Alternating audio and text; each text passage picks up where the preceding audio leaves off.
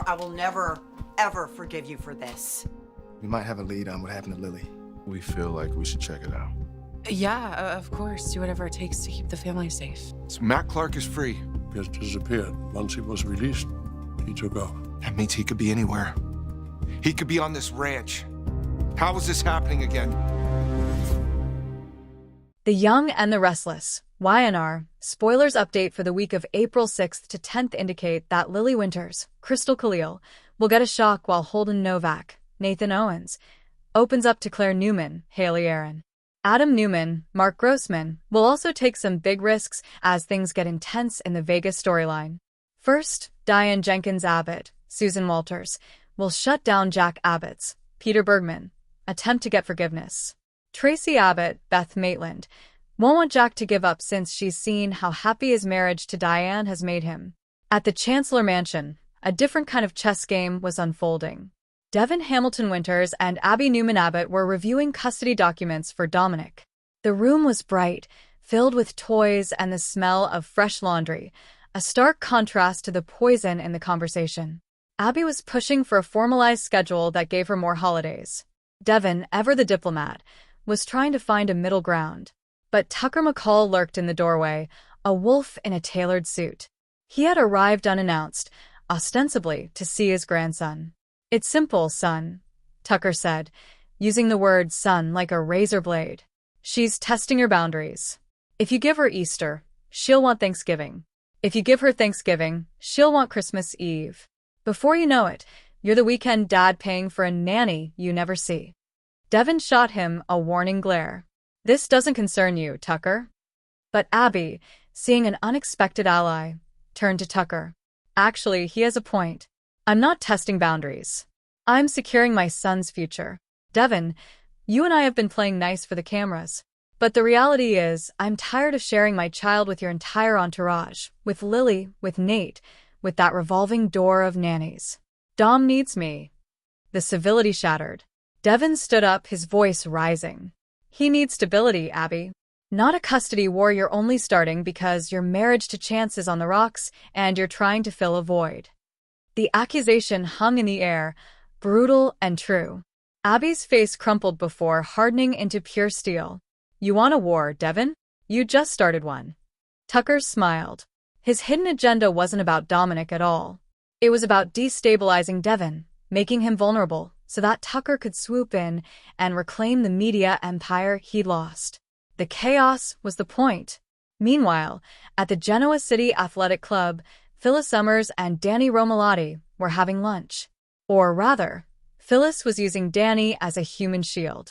She spotted Christine glare across the room and immediately draped her arm over Danny's, leaning in to whisper something that looked intimate. Christine, to her credit, didn't react. She simply walked over, placed a hand on Danny's shoulder, and smiled. Phyllis. "Still using men as furniture, I see. How avant-garde." Phyllis's smile was saccharine. "Jealousy is a cologne cricket. It stinks on you." Danny winced, caught between the two women who had defined his romantic life. "Ladies, please. Not here." Christine ignored him, her eyes locked on Phyllis. "I just came to tell you, Danny, that the record label's audit is complete. The missing royalties from the 90s tour? They trace back to a company that was once co-owned by one Ms. Phyllis Summers." Phyllis went pale. "That's a lie. That company was dissolved before I even met Danny." Christine tilted her head. "Was it? Or did you just change the name? It's funny what forensic accountants find when they're not looking for bodies, but for paper. See you in court, Phyllis." As Christine walked away, Danny pulled his arm free from Phyllis's grasp. "Tell me she's lying," he said, his voice cold. Phyllis's hidden agenda had just been exposed. She had spent decades playing the victim, the fighter, the survivor. But in truth, she was a grifter who had stolen from the man she claimed to love. The countdown to her social and professional annihilation had just reached 30 seconds. Back in the Newman Tower penthouse, Victor Newman assembled his inner circle. Nick, Adam, who had just arrived, his laptop tucked under his arm, and Michael Baldwin. The topic was the rapidly collapsing merger with a European conglomerate. Victor looked at his sons.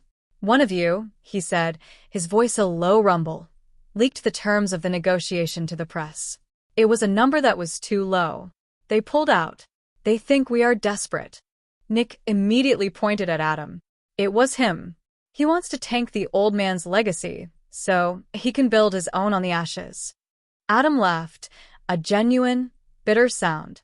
Nick, always the detective, never the thinker.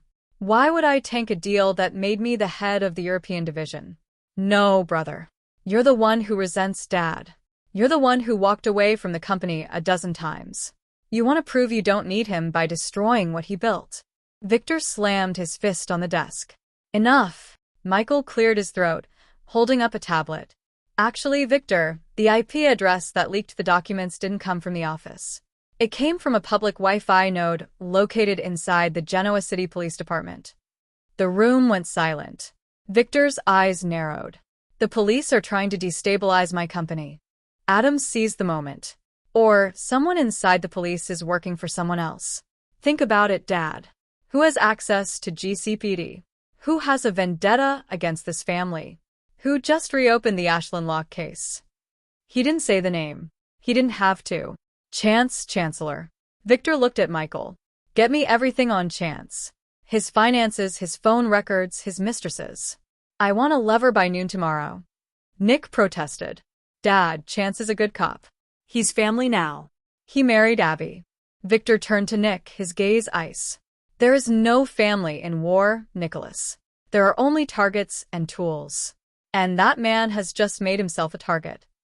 The final scene of the episode was a masterclass in silent dread. It was dusk.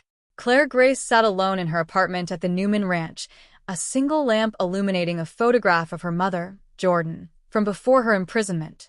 She held a DNA test kit in her hand, the kind you buy at a pharmacy. She had swabbed her own cheek an hour ago. Now, she stared at a second swab. On the table beside her was a water glass that Cole had used earlier that day when he visited. She picked up the glass, her hand trembling. She wasn't looking for her father. She knew Victoria had lied about Cole being her biological dad. The math never added up. She was looking for her sire, the monster who had created her in violence. She was looking for the truth that Nikki and Victor had buried in concrete, just like Ashland's body. She dipped the swab into the residual saliva on the rim of the glass. As the screen faded to black, the sound of a ticking clock grew louder, then stopped abruptly. The countdown to chaos was over. The bomb had detonated. And in the silence that followed, only the hidden agendas remained, slithering through the ruins of trust, ready to strike. In Genoa City, April 7th would be remembered not for the sunshine, but for the moment.